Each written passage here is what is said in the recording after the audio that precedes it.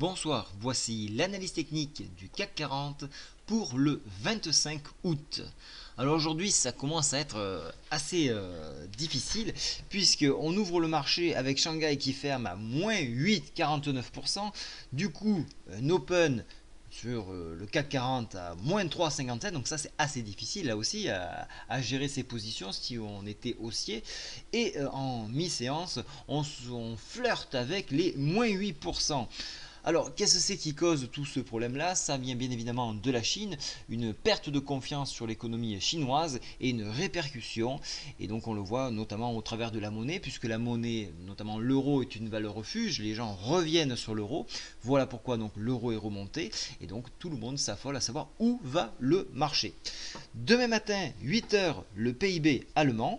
10h, l'IFO donc en Allemagne également, et à 16h, les ventes au logement neuf aux US.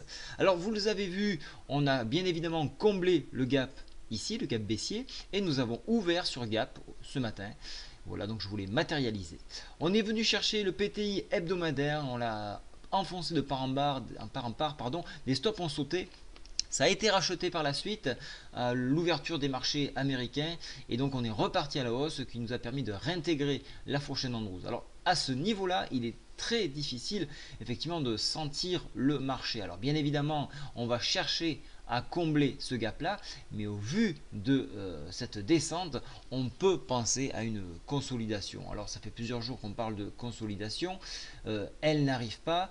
Là on est en zone baissière et en survente, donc on espère enfin, au vu de cette longue jambe ici que nous avons, sentir que les bulles veulent protéger la zone PTI hebdo et donc venir défendre les 4314 et peut-être chercher un point d'envol ici avec un comblement de gap 4581 points.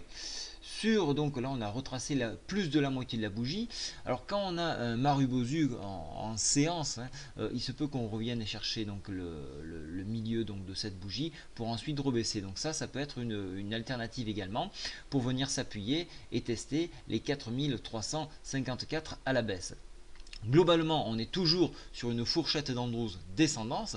Les indicateurs sont encore une fois descendants. Il n'y a pas de signal de reprise. Alors, j'avais tracé une oblique ici que je vais vous prolonger afin de nous donner quelques points de repère. Vous voyez qu'il y a un barrage à ce niveau-là à 4445. On va pouvoir s'en servir.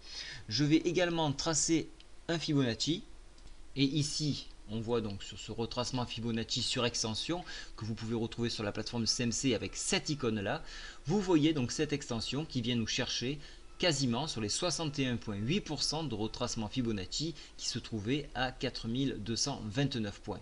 Alors on s'est ressaisi, donc vous voyez qu'ici il y a un barrage à 4463 et pour donc pour un mouvement baissier, on se retrouverait tout proche des 4367 qui se trouve sur le bas de cette fourchette d'Andrews. Alors j'attendrai la fin de cette bougie, à savoir si on va préserver cette oblique ici pour aller chercher donc les 4461 et par extension clombement du gap, ou en échec tenu par cette oblique venir chercher les 4369.